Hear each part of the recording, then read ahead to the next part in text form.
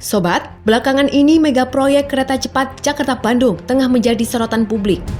Pilar proyek kereta cepat ambruk dan menimpa eskavator pada Kamis 9 Desember lalu. Hal itu terjadi karena pembongkaran pilar tidak sesuai dengan standar operasional prosedur. Di samping itu, padahal ramai pembicaraan tentang persoalan sebelumnya belum selesai, yakni semenjak diputuskan proyek ini dibiayai oleh APBN. Biaya pembangunan kereta cepat ternyata mengalami pembengkakan biaya mencapai 121,01 triliun, padahal anggaran semula diketahui 85,41 triliun. Ini udah 80% kerjaan selesai, maka kita nggak boleh mangkrak nih, harus selesai. Maka kita minta pemerintah, ini kalau nggak dibantu oleh APBN, maka ini bisa berhenti proyeknya. Banyak berbagai pihak pun mulai mempertanyakan apa sebenarnya urgensi pembangunan proyek ini sehingga harus memakai APBN. Tidak sedikit pula yang mengira pembangunan hanya sebagai ajang pencitraan atau gengsi semata. Lalu, bagaimanakah nasib terkini dari proyek kereta cepat Jakarta-Bandung usai molor dan bengkak?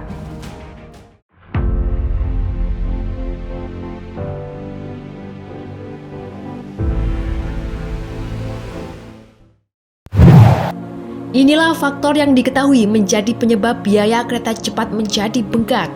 1. Faktor pembebasan lahan. Pembebasan lahan faktanya masih seringkali menjadi kendala pembangunan infrastruktur, bukan hanya kereta cepat. Proses pembebasan tanah di Indonesia memang tergolong susah. Banyak pembangunan proyek infrastruktur yang jadwal penyelesaiannya terpaksa molor dari rencana akibat harus menunggu pembebasan lahan selesai. Pada kereta cepat, hal ini kemudian yang menjadikan angka lahan lama-kelamaan semakin naik.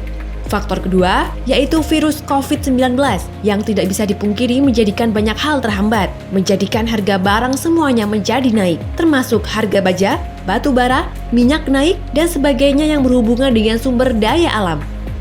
Lalu yang ketiga, faktor perubahan desain. Sepanjang proses pembangunan, kereta cepat memang mengalami perubahan-perubahan desain. Adanya perubahan akibat kondisi geologis dan geografis yang jauh berbeda dibandingkan dengan proyeksi semula.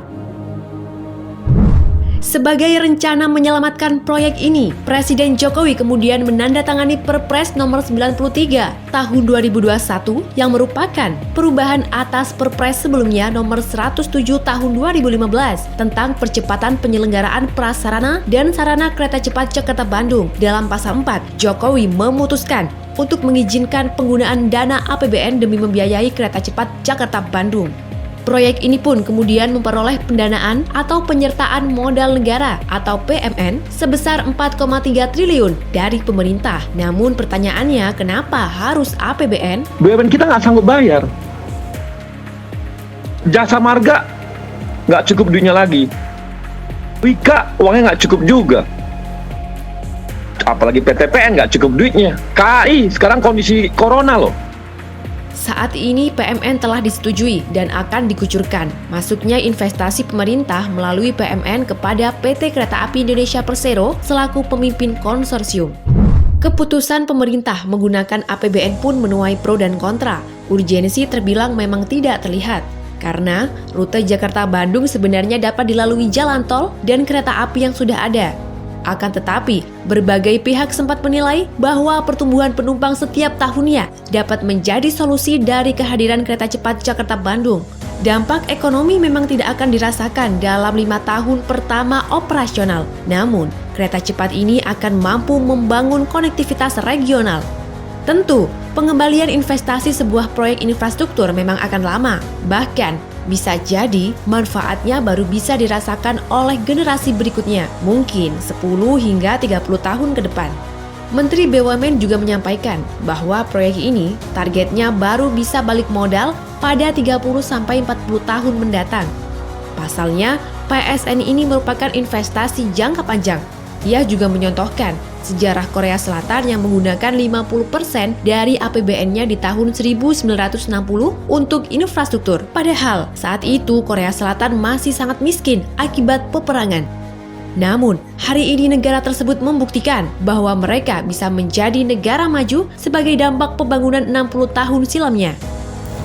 Pembangunan kereta cepat Jakarta-Bandung pun saat ini terus berjalan. Biaya pekerjaan kembali atau rework atas insiden pilar ambruk diketahui akan ditanggung kontraktor sehingga tidak menimbulkan pembengkakan biaya lagi. Progres pembangunan kini sudah mencapai lebih dari 79%.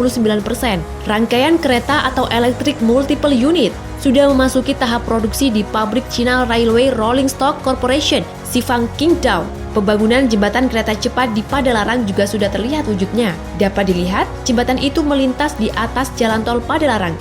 Pemasangan box girder telah lebih dari 488. Targetnya jika nanti kereta cepat Jakarta-Bandung telah tuntas, kereta ini akan dilanjutkan hingga menuju Surabaya, Jawa Timur. Sobat, menilai program kerja pemerintah sejatinya memang perlu diimbangi dari berbagai sudut, baik negatif atau positif dari program yang direncanakan. Semoga nantinya infrastruktur transportasi ini benar-benar memberi peluang pada Indonesia untuk menjadi negara maju. Jangan lupa berikan kritik saranmu yang membangun demi kemajuan bersama. Nah sobat, itulah sedikit ulasan mengenai pertanyaan bagaimana nasib terkini kereta cepat Jakarta-Bandung. Terima kasih telah menyimak video kali ini. Jangan lupa klik berlangganan untuk mensupport channel ini agar tetap memberikan konten berkualitas tentang BUMN Indonesia. Bagikan pula video ini dan tuliskan di kolom komentar topik apa yang kamu ingin bahas. Ikuti terus YouTube BUMN Info agar tidak ketinggalan informasi seputar BUMN selanjutnya.